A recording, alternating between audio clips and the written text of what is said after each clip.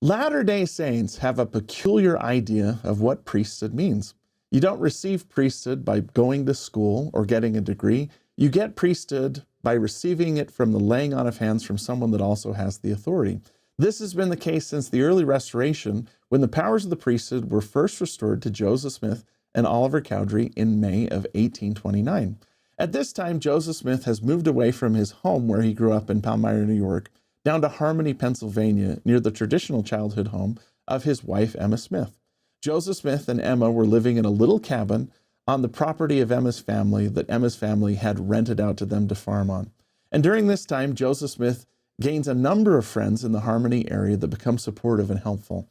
Section 12 of the Doctrine and Covenants is a revelation given to one of these friends, Joseph Knight Sr.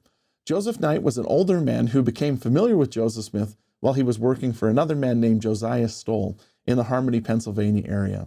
Joseph Knight was incredibly encouraging to Joseph Smith and became the focus of one of the first branches of the church, the Colesville branch, which is a small group of families in and around Harmony, Pennsylvania, that join the church and become stalwarts in the faith.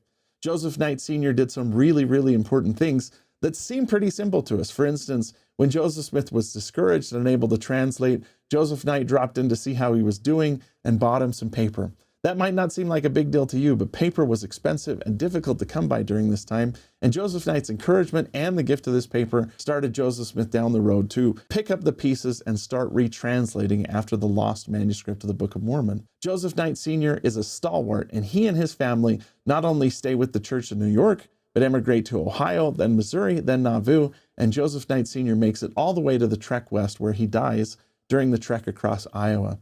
Later in his life, Joseph Smith looked back on his friend Joseph Knight Sr. and wrote the following. He said, "For these 15 long years past, my aged and beloved brother Joseph Knight Sr., who was among the first to administer my necessities while I was laboring the commencement of bringing forth the work of the Lord and laying the foundation of the Church of Jesus Christ of Latter-day Saints.